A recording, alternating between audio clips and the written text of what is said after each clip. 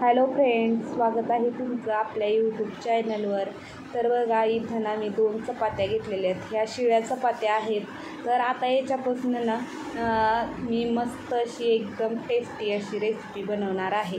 या शिळ्या चपात्या कोण खात नाही आणि अशाच वायपट जातात. त्यामुळं ना या चपात्या आपण ना एकदम मस्त अशी रेसिपी बनवणार आहे, जेणेकरून ही चपात्या वाटोळ्या पण होणार नाहीत आणि सगळे आवडीनं पण खातील. तर त्यासाठी बघा, सगळ्यात पहिलं ना 2 बटाटे उकडून साल काढून कुस्करून घेतलेली आहे. त्यानंतर बघा, कढई ठेवली आहे आणि याच्यामध्ये ना एक अर्धा चमचा तेल घातलेलं आहे आणि त्यानंतर मोहरी जिरे घालून घ्यायची, चांगले फुलू द्यायचे जिरे. त्यानंतर 1-2 पाकळ्या बघा लसूण असाला ठेचून घेतलेला आहे आणि लसूण ही कच्चा वास जाईपर्यंत चांगलं परतवून घ्यायचं आहे. तुम्ही याच्यामध्ये ना कढीपत्ता हे टाकू शकता, पण आता माझ्याकडं नाही म्हणून मी घातला नाही. त्यानंतर बघा, एक हिरवी मिरची घातलेली आहे इथं मी. तर बघा, हिरवी मिरची हळदी पावडर घालून घ्यायचं, चांगलं मिक्स करून घ्यायचं आणि आता बटाटा घालून घ्यायचा आहे. आता बटाटा घालून झाल्यानंतर चवीनुसार मीठ घालायचं, चांगलं तेलामध्ये हे परतवून घ्यायचं आहे. आता ही परतलं गेलेलं आहे. तर आता याच्यामध्ये ना 1 चमचा ना गरम मसाला घालून घेणार आहे. गरम मसाला घालून झाल्यानंतर बारीक चिरलेली कोथिंबीर घालायची आणि छान असं मिक्स करून घ्यायचं.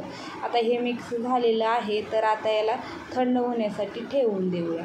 आता ही चटणी थंड होते तोपर्यंत ना इथं 2 चमचे मैदा घेतलेला आहे आणि आता याच्यामध्ये थोडं पाणी घालून छान असं ना बेटर तयार करून घ्यायचं. आता हे मैद्याचं बेटर चांगलं तयार झालं आहे. तर आता इथं 1 चपाती घेतलेली आहे मी आणि ना चाकूच्या साहाय्यानं याचे ना 4 भाग करून घ्यायचे आहे. तुम्ही याला हातानेही करू शकता, पण चाकूनं ना असं एकसारखं प्लेन असं ना कट होतं, त्याच्यामुळं ना असं चाकूनं कापून घ्यायचं आहे.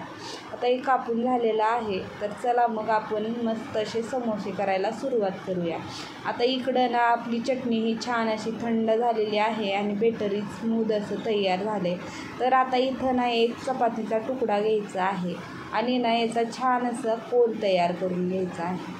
तर बघू शकता, व्हिडिओमध्ये दाखवल्याप्रमाणे कोन तयार करून घेतलेला आहे. तर बघा, आता कोन तयार झाल्यानंतर ही चटणी ना या कोनमध्ये चांगली दाबून अशी ना भरून घ्यायची आहे.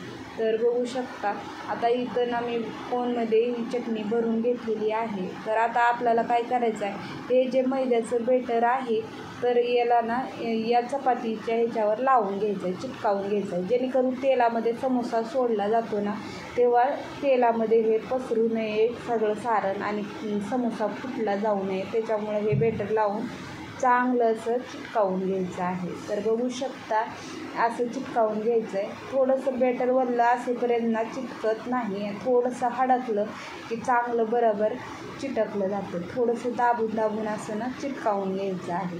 आता वरल्या साईडनंही हे बेटर लावून घेऊन असं दाबून घ्यायचं आहे आणि एकदम मस्त असा समोसा तयार झालेला आहे, तुम्ही बघू शकता. तर याच पद्धतीनं असं दाबून ना छान असा समोसा चिटकावून घेतलेला आहे आणि एकदम सोप्या पद्धतीनं आपला समोसा तयार झालेला आहे.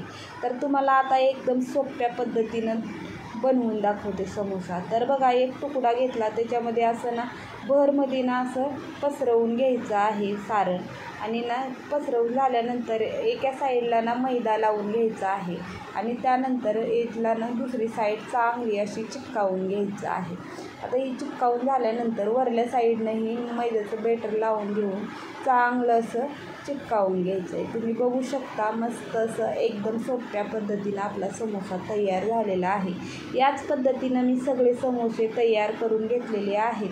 तर बघा, कढईमध्ये तेल घालून घ्यायचं आहे आता तळण्यासाठी. आता तेल घालून झाल्यानंतर बघा, चांगलं गरम होऊ द्यायचं आहे. आता तेल चांगलं गरम झालं. आता याच्यामध्ये एक करून 2 समोसे सोडून घेतलेले आहेत आणि हे समोसे लालसर होईपर्यंत, चांगले कुरकुरीत होईपर्यंत तळून घ्यायचे आहेत. तर आता तुम्ही बघू शकता, समोशाचा कलर बदललेला आहे आणि कुरकुरीत असे तयार झालेले आहेत. तर एकदम टेस्टी आणि कुरकुरीत असे समोसे तयार झालेले आहेत. तुम्ही आवाज ऐकू शकता किती कुरकुरीत झालेले आहेत.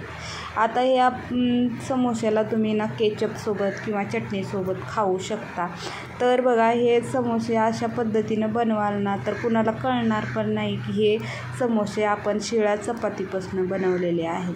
जर तुम्हाला माझी रेसिपी आवडली तर व्हिडिओला लाईक करा, कमेंट करा, शेअर